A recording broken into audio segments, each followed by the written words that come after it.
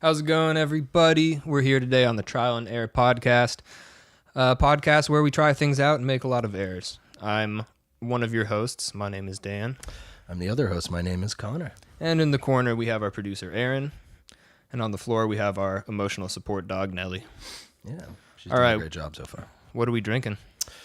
We're drinking some good old Evan Williams out of a Cannon barrel-aged cocktail bottle. Oh. This is something a little classic, making it a little extra fancy. Yeah, what can you tell me about Evan Williams? I can tell you Evan Williams is surprisingly one of the most highly regarded bourbons around. There's Aaron's shot. Oh, no, I'm talking about the man. Oh, I can't tell you anything about the man. Oh. Can you tell me anything? No, I can't. All right. Well, Great. so to producer Aaron. To Danny Boy. To me. Cool. I introduced it. Why don't you go ahead and give it cheers? All right, let's cheers to, I don't know, man. Let's cheers to a nice rainy April day. A lovely rainy April day. Mm-hmm. I'll never get tired of these. Mm. I'll cheers to that. All right. All right. Cheers, boys. Cheers. There we go. All right. Well, where can you find us, Connor? At the moment, you can find us on all platforms such as Instagram Live. That's it, actually, not all platforms. Just one. We're a new podcast, and we're working on ways for people to hear us. We're still kind of feeling everything out. That's the trial and error aspect of it. Yep. But for now, if you're watching on Instagram Live, this is how you do it. That's right. Yeah, Instagram's a tricky thing, man. It is. It's a weird place. I was on there the other day, and I don't know if this has ever happened to you, where you're swiping along, maybe you want to stop on something, or, you know, you're trying to swipe somewhere else, get something else going, and you accidentally like somebody's picture, which isn't always a bad thing, you know. Depends on the context But of it your can be relationship terrible. with that person, right?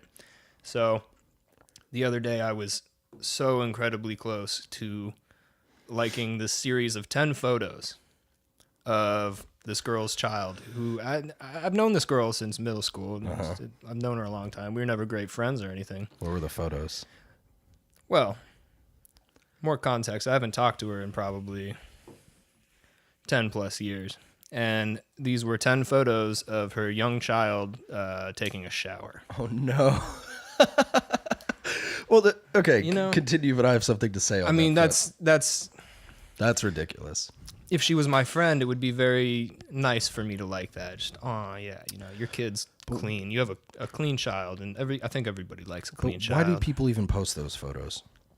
What's the point? I mean, why do people post a lot of the shit they post? I get, like, people who post photos of themselves. I understand that you're painting an image of your life that's maybe a bit different than it really is. And for you to do that by yourself is great. That's fine. But A, the kid doesn't have a choice in this. True. That picture's just up of them. And why would you post anything of your child in any kind of situation like that? Yeah, Like, if I ever have kids, they're not going to be on Facebook. I'll tell you that. no. But I mean, do you have a like a baby book or anything like that? Yeah, Okay. but that's in my house, not on the Exactly. internet. Exactly. And that's the thing, is up until recently, all those embarrassing photos were being taken and documented and, you know, developed, and maybe some creepy perv at the pharmacy takes a couple extra home for himself. But other than that, nobody's seeing those pictures except for you. Can you imagine if some of those pictures that are in your baby book had just been posted online? Yeah, and they'd been there forever. Now I'm 10 and I can figure it out, and I'm not stoked about it. Like, and even so, like, you can have photos of your baby in your photo album on your phone, but I'm not trying to judge anybody, but I'm not down with people posting pictures. And also, I don't care. I don't want to see pictures of your kid every day. Sure. Like, that's great you went to the pumpkin patch. So did everybody else. I don't really give a shit. Yeah. Honestly, I don't give a fuck about your kid. Yeah, well, I think it's one of those. ever since social media took off, there's this mindset that people have had to adapt to in order to have any type of success or fun on social media. And you know, I don't think it changes your brain biologically. It might, but you're adapting to a new set of circumstances, and you kind of have to change the way you interact with everybody. And it's a really weird thing. And we're not that far into the whole social media age, or even really the internet as a form of communication age. Right. You know, Speaking of Instagram, have you seen the account Preachers in Sneakers? no. I just started following it. So it's basically a catalog or like documentation of all these high-end preachers who do like the mega churches and what they're wearing. And so it'll have a picture of them wearing it, and then next to that it'll have a breakdown of every item and how much it costs. And some of these guys are wearing like $3,000 shoes while they're preaching. Yeah, I did see a picture, I think, a few days ago of like some guy who's, obviously trying to get donations from the church and everything. Yeah. He's part of one of those big multi-million-dollar scams, essentially. And yeah, he was wearing some, like $3,500 sneakers. Yeah, it's That hilarious. And looks it's kind of terrible. cool, but I mean, $40 pair of Adidas Gazelles, that'll do it. Yeah, Those are it's just comfy. the whole dynamic of like them preaching God's word, wearing Gucci, and the newest. This guy had on like Red Octobers that I think are going for like $2,500, and he's on stage in front of 10,000 people at a church, which is insane to me that churches are even that big. Like that's, and here in Seattle, I don't think we have anything like that. And Actually, there's that spot up in Roosevelt. It's not nearly to the extent of like the Crystal Cathedral in Anaheim or any of those mega churches. what spot in Roosevelt? It's on Roosevelt and 69th, maybe. 68th. Yeah, you're talking about the. I can't remember the name. I live a block away from there. Yeah, it's some It's big a regular sized church. They have a big parking lot. They do have a big parking lot, but it's It looks like a mega church. When you drive by it, it has that. so that parking lot is Appearance. public parking. It's like a pay parking lot.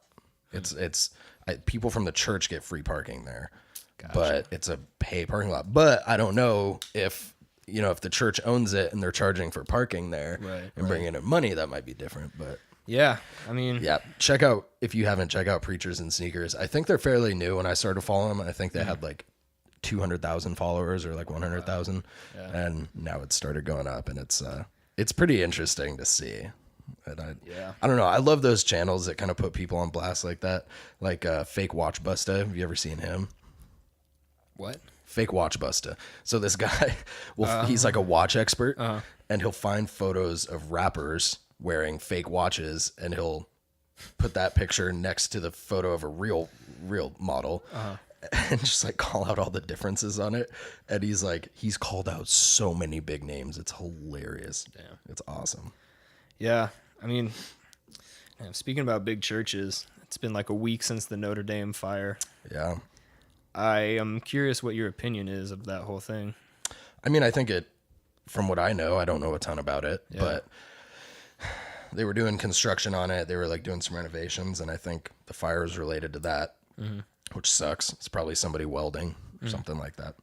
But I mean, as far as like the public response to it and the ramifications of that fire, not necessarily the technical aspect of how it happened. I think what's really cool is I think in like a few days they raised like $300 million for further renovations to fix that. And also what's really cool is a lot of the precious stuff that was in there was saved. Right, because it's all things that only melt or burn at extreme temperatures, all that gold and things like that. That and obviously when the place started going down, they went after those first, and then I think some of it had already been moved out because of the construction. Yeah. I don't know, man. I mean, that place has been there forever, and even before it was Notre Dame, it was a sacred site. There were other churches there before that, so it's been a sacred site for tens and tens of thousands of years. Right. I think this will just be a part of its history. I think it's going to get rebuilt. It's going to get I mean, it is a church that has been under construction for so long, and I mean, a lot of those big cathedrals, you can look at them as pieces of art, and art is like a never ending process. You know, a lot of musicians or painters or whatever, obviously there's a point where you have to stop the art and present it. But even so, in that artist's mind, it keeps going and going and going. Yeah. One thing, it brought up a regret that I have, because when I was in Paris, I had an opportunity to go there and go check it out, and I didn't really know what it was at the time, and I skipped out on it. I went to the Louvre instead and got in 5 minutes. Wow. It was amazing. Yeah. I bought a ticket from a German kid, which you're not supposed to do, but it worked, and I spent 4 hours getting lost in the Louvre. But That's nice. as far as the church, man, I haven't kept up on it too much, honestly. I've tried to just see like the good news about it. And well, the thing I think is a little messed up is how quickly people responded to donate money for this cause. I mean, we're talking about an incident where 0 people died. right. There was no loss of human life. Like we just said, it's just kind of a part of that church's history now. It's been around for so long. It's always being renovated and improved. It's, you know, it sucks, but it's not really that bad. And if you think about, I mean, yeah, I think it was like $600 million or something. That sounds, I believe it. But for that amount of money, there's so many problems that could be solved, global problems. I saw a figure today that said $1 billion is enough to like basically clean up the Pacific trash reef. Or That's a very good whatever point. The fuck we're calling it. And that's an issue where if enough rich people just decided, hey, this is a big fucked up problem, let's just take care of it, let's just solve it, they have the money to make that happen. Yeah. And the fact that they're choosing to spend it on this seems a little bit scary, man. I mean, I think fully about agree with you. Flint, Michigan. Like, they don't need $1 billion to solve that crisis, but nobody has stepped in and just said, you know, fuck it, I'll pay for it, let's just make it happen. I mean, what was it? What's Will Smith's kid's name? The Jaden Smith. Yeah, he did some stuff recently. I heard that. Not quite. He set up like clean water centers, but obviously the solution is like an improved infrastructure. It's not, you know, people can't just be going to central locations to get their clean water. But another question I have about the whole Notre Dame thing is, if you're following a biblical sense of logic, right? Mm-hmm. When you're fucking up, God comes in and destroys shit, makes your life horrible, does things that cause you pain and harm and all that stuff. So is that maybe God coming in and saying, hey, maybe you guys should be doing a little bit better of a job about this whole pedophile situation in your church? You know, And just smites down. among maybe you guys should stop wearing such fancy sneakers, you know? Oh, I see. I get it. And that's not what I think, but if you follow that kind of stream of consciousness as to why things happen, you know, the Catholic Church or whoever must be fucking up in a big way because God came down and took their precious cathedral. Is Notre Dame a Catholic church? Yeah. Wow. Big time. See, religion is like furthest, one of the topics that I'm like the furthest from interested in, or I'm not religious and Did you don't follow religion, but maybe have a bad experience at church one time? Yeah? What happened? you talking about the time that your pastor dropped me? Yep. Yeah, man, that was Yeah, what fucked happened there? up. So Dan used to go to a church every weekend with his parents, and we would have band practice on Saturdays, and I'd sometimes sleep over Saturday night, go to church with him the next day. And part of his youth group, or his minister, was also a black belt. Young Do. Okay, Yeah. it was karate or Young Do. Young Do. Okay. And he was demonstrating, and I didn't know anybody, so I wanted to like be a part of it. And dude fucking rocked me. Like, he was like, so you do this, and then he grabs my arm, and I did like a front flip and was on the ground with my arm like backwards. And Yeah, I never fucking, why the fuck is that going down in church, bro? Why are you dropping the non-Christian kid? Like, who's there maybe trying to make an effort. You know, he might convert until you fucking rock his ass and put him on the ground in front of the whole fucking youth group. I think he was trying to explain to you that God is powerful. You know, Did God teach him Young Do? I have to imagine. Yeah, I don't know. Dude, I wonder how that But works. you know, I don't know much about Young Do, but from what I do know, it's one of those martial arts where it's less about your striking and your power when you hit somebody, and it's more about finding pressure points and things like that. And so the way he dropped you, he's like, all right, you know, pretend to come in and punch me, and he essentially just grabbed your wrist, pushed on a little spot there. And yeah, you like twisted around, dropped, and like did a backwards somersault and just landed in crisscross applesauce. I did land And crisscross. you were stunned. Dude, You were that's stunned. how you know He you put can you fuck down. someone up real bad. Yeah. Is when you Make drop sit them and they sit crisscross crisscross. applesauce. Dude, It's too bad our librarians didn't know that shit, right? Why? Are librarians? Yeah, they're always trying to make you sit crisscross applesauce Oh, yeah. for story time. Dude, they're just dropping kids to get them to do that. crazy. Dude, I'm like, look, I've been in like a couple tiffs in my life, nothing big, but it's a weird and uncomfortable fact for me that the hardest I ever got rocked was at church by a youth pastor, bro. Yeah. I guess that shows like, you know, maybe I haven't been through too much. Yeah, maybe Maybe not. I'm okay. Yeah, religion, church is like, I respect it. I've got friends who are Christians and a friend who's a pastor, and I think that's fantastic. I'm just not Yeah. religious. Yeah. I mean, it's not for everybody. And maybe it is because something real bad happened at church to me. Well, Not like I just think those I just situations. think you're not really cut out for religion, man. I think you're a godless soul, really. That's okay. When it comes down to it. Yeah, heathen. Yeah, that'd be the right word. Spawn of Satan, maybe would be good. Dude, I'm good. I'm good with all this. It's Yeah. all good. I mean, there was that one time where you gave what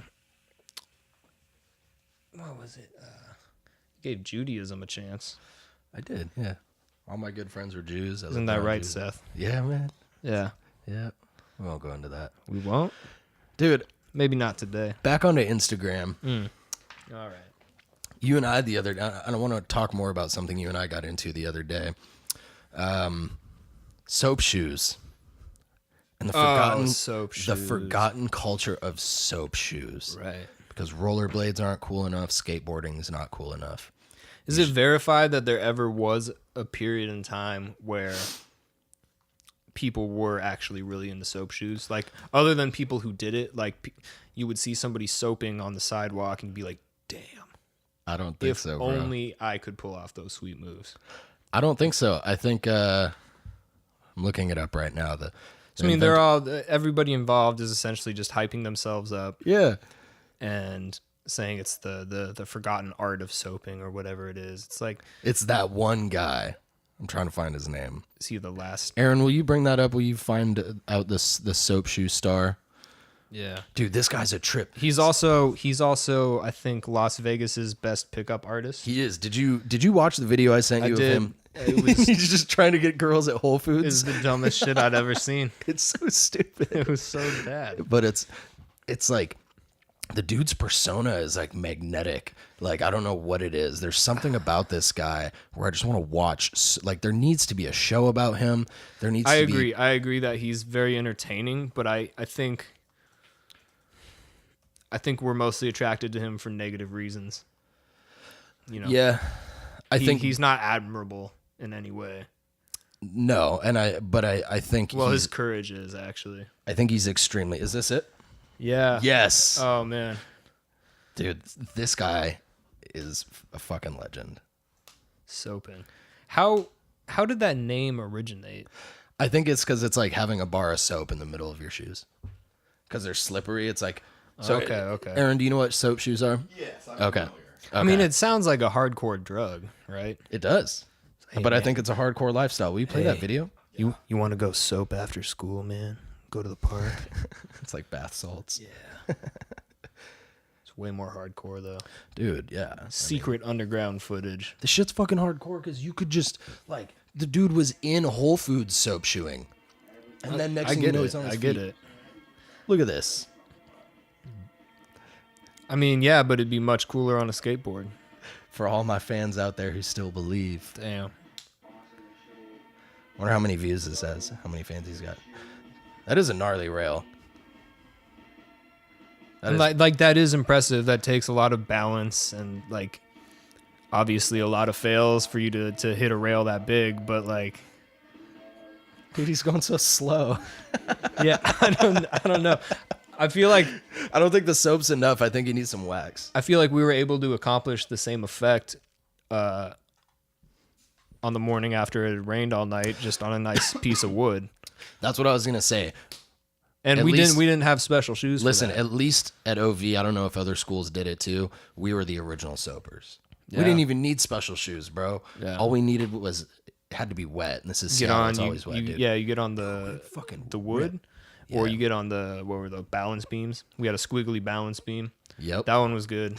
Who was it? There was I remember a girl Oh. which one time just ate shit on that.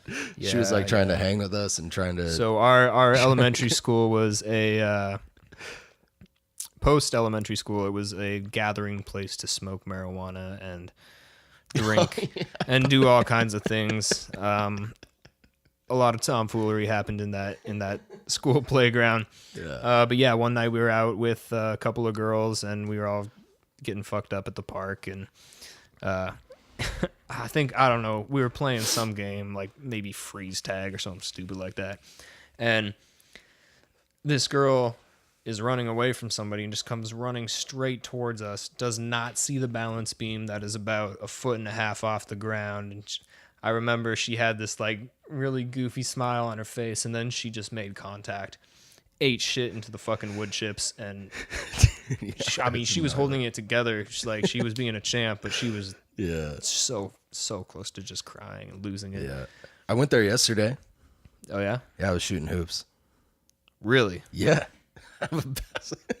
Aaron, can you verify that? Can you pull something up? Yeah, I don't. I've got footage. It's on my phone. It wasn't provided to me. Okay, yeah, it's not viable evidence. I'll put together a little mixtape and we'll put that on the next episode. It'll be on the that would be docket. dope. I would love to make like a street ball mixtape for you. I think more of like a college audition and not audition, whatever that equivalent is. No. Like real. No, yeah. No. Yeah, it's essentially your press package. No, it's got to be end one mixtape style. Yeah. Audition tape, but we want to see your Just in the middle, I'll talk a bit. Well, no. I want it to be an and one like ball tape, but I want like inspirational quotes and stories about your life to be playing in the background. What as voiceover, and then it all I led want to a this. couple of cutscenes where there's like an American flag that's kind of like half faded in the background. Yeah. and you're Get a just bald there looking eagle. majestic, Dude. bald eagle. And I'll Or a like crow. there will be like, you know, me sitting on the playground at the elementary school talking about, you know, balling back in the day, Right. what led me to this point, Yeah, and why I'm gonna go further. yeah. I think we should do it. We yeah. we actually really should. That is a genius idea. But I should. think That'd be the fun. reason you go to OV, I think there's two reasons, and the first one is because those hoops are pretty low. Dude, I did dunk on this. So I'm that's not gonna lie. verified. I think you're also They have looking full-size for. hoops, I think though. you're looking for redemption for like what happened in like fourth, fifth grade. The whole situation with the shoes. What are you talking about? You stepped on this girl's sneakers Oh, one too many shit. times, man. Yeah. Well, you shouldn't be fucking tripping about wearing a new shoes while Bro, playing ball. you hit him hard. It wasn't a light scuff. Man, whatever. You come play on the street with me. Those were brand new Rough it up. shoes, man. Home for dinner. I'm not playing soft because you got on new shoes. Get the Barely fuck made it out of home here for with that. dinner, man. Your life almost ended that day. Whatever, bro. I'd do the same shit again. Get the fuck out of here with that. You're gonna like play against me. You might get your I'd shoes like to stepped see on. that. Dude, let's do it. Let's go. I'll call her up. Do it. I bet I could find her. Bet I can run faster than her. Yeah, I bet so too. But she might have some extra powers going on these days as well. So how on earth did this turn into me getting shot? Is that like Did I say that? all right? Aaron's signaling us to move on from this subject. So what else you got, Dan? I'm over it. I don't really have much else prepared anyways, but I'm down to talk about anything. What'd you do for 420? Did you do anything? I went to work. Me too. And that was a very interesting day because everybody was stoned except for this one guy. And we just had the best time making fun of him, telling him that he was high. We'd walk past him, just, you smell like pot. Just things like that, and be like, oh, yeah, that was a little bit long of a break, man. Were you out there smoking a bone? Yeah. Well, and the fucking awesome thing is he came in, he got there about 15 minutes early, and I'm talking to this other guy. Then all of a sudden he walks up out of nowhere, puts 2 sausage breakfast burritos right in front of me. Nice. And I was like, oh, God, okay. That's awesome. That's cool. His eyes were looking all glazy, and he seemed just so out of it. So we thought he was really stoned. Yeah. And then he came back a couple seconds later and put a sausage breakfast sandwich in front of me. And then he came back a few minutes later and put 2 chocolates in front of me. So he was just taking care of you. Yeah. That's awesome. Well, no, he got really drunk. Great work He got place. really drunk the night before, and Making himself snacks and taking care of the boss. I mean, he's a health guy. He doesn't go to McDonald's. I don't go to McDonald's either. Yeah. That was the first time I ate anything from McDonald's in probably like 7 years. Bro, so part of the reason disgusting. I brought up 420 is because, like, it's so funny to think back on when that was, like, an exciting day and what it meant. And, like, now it's just like, oh, yeah, I'm at work. Like, I'm, it's a normal day. Yeah. You can smoke pot anytime you want. But becoming an adult, you, like, certain things change and you have responsibilities and things you got to do. And those little things don't really mean that much anymore. No, I mean, it's crazy. You think about when we were high schoolers or even young adults, moved into our own place and stuff. 420 was this massive thing where everybody was putting up like an ounce and we were just trying to smoke as much as possible throughout the day. And then it got to a point where everything was legal and it was like, oh, okay, I can buy up to 1 ounce at one place or however many grams of concentrate, whatever. And you go and you still kind of plan and you're like, all right, I'm going to get, I want to get at least 6 different types of things. And this is the pricing. These are the amounts I can get them in, whatever. You plan it out. But this year I had 2 days, 419 and 420, where I could have gone in, gotten a $25 quarter, bunch of other great deals, but I just didn't go in. Yeah. I was like, I got a couple of cartridges and I have like a gram of flour, which I don't really smoke that much flour anymore, but it was fine. Nice, I mean, man. it's one of those things where I think when you're young, obviously you do things to the extreme and you kind of have that mentality that you're really trying to push it and test yourself and see how much of something you can do, whether that's like drinking or smoking or even like playing sports or whatever. You're in that mindset all the time where Well, you're things just trying are to push newer. the limits, right? Things are newer and that's like that's one of the things about getting older. And like I at the age of 26, like I can tell year to year that I feel different. Like I don't want to do this. I don't have the desires to do some of the things I did before. Yeah. And also like risk taking is different. Like, you got to be smarter. And like you've had more experiences, you've had close calls, and you have this different gauge as you get older about what's okay and what's not and what's worth it and what's not. Yeah. Like there's a lot of dumb shit that we did as kids that looking back on it is like, what was the benefit of that? Well, and what was the risk? That's like, what I was telling this guy at the bar last night is like, he was in a situation that wasn't so great and he certainly could have handled it in a way that made it a lot worse. And, I've known this guy for a while and that's something that I saw him do when I first met him. And it's like, yeah, okay. When you're a young boy, that's when you're the fucking craziest in your life. Like you have all these new hormones going to you and you don't know how to use them. Like you're just fucked up. You make bad decisions. But what I ended up telling him, I was like, yeah, man, like it's not worth it. you know, you got a good heart. You can think with your heart instead of with your gut, which is what a lot of people do when they're younger, and that's why they are willing to take on risk and stuff like that. But when it came down to it, it's like, look at what could happen. Look at what you're actually trying to do. What will you accomplish if you succeed? Nothing really. Yeah, I mean, And I hope I got to him. I did. I hope so too. But I mean, I don't have kids. I'm not married. Right. Like, I don't have a ton of obligations, but still, it's at a certain point where everybody battles impulses all day. Yeah. You want to do this, you want to do that. Like, this sounds fun. I'm angry. I want to hit this or do that. Right.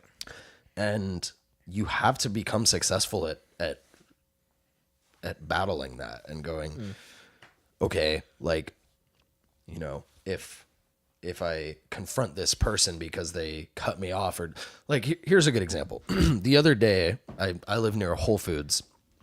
Ooh. Yeah. Fancy shit, right? Wow. Dude, I'm like fancy, dude. I'm fucking rich. Like, Yeah. We're gonna talk about that in just a second here. bro, doesn't make a dent. None of it. You want it? Fuck it. Yeah. Is there something you're trying to say here? No. Sorry, right. I'm just being a dick. Yeah. But I'm in the Whole Foods parking lot on my way to work. I'm stressed out because there's a lot going on at work and it's busy and I'm running late. I'm in the parking lot and I'm backing into a spot and a guy in a tiny little Mazda whips right behind me, almost hits my car and whips right into the spot. Damn. And for a second, I just looked in my rearview mirror, just kind of like stunned, like that, no fucking way. Yeah. He absolutely knew what he just did. And then I'm just like, next thing I know, I'm like laying on my horn, looking back at him. And never, like, I've watched so many videos of people getting out of their car and having a confrontation and fighting. Yeah. And it's like the dumbest thing. Yeah. It's like, what the fuck do you think? Like, why? You don't know who's in that car. You know, like, Yeah, people are exactly. so tough when they're in their car and then they get out and, Yeah. you know, and I had my hand on my door handle ready to get out of my fucking car. And it was the only time in my life that I'd ever done something like that. And I thought you were gonna say it's the only time in your life you ever stopped and thinked. Go on though. That's great.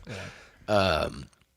But it was one of those moments where, like, that pressure of being an adult and having those experiences where you have to battle impulse with logic, going, okay, what's going to happen if I get out? What am I going to accomplish? Right. Best case scenario, I freak somebody out and get that parking spot. Yeah. Worst case scenario, dude's fucking crazy and stabs me because I approached him in his car. And I don't, you know, there's other spots. I mean, it's fine. Humans kind of have three different ways to think. You use your brain, your heart, and your gut. So when you're using your brain, that's based on logic and information, and it's analytical, and you're trying to do, if you're making decisions, you're doing probability in your head essentially, and you're weighing things out. When you're thinking with your heart, that's more of like, how do I feel about this situation? How is somebody else going to feel about this situation? You're more basing it on that type of thing. But when you think with your gut, that's just pure impulse, like you said. Yeah. And I mean, not just in bad situations or anything like that, but in everything you do, it's kind of about managing which brain essentially that you're using, and you need to use different brains at different times. Yeah. And in a perfect world, I'd like to thank my career counselor for teaching me that. that's amazing. I'm proud of you for doing that, by the way. Yeah. Well, we're at about 30 minutes. We're going to wrap it up for now. We'll be back shortly. Thank you for listening. This has been Trial and Error Podcast, and thank you for joining us for one of our first days being here. It's been fun. Jak se máš? Nuše Junit.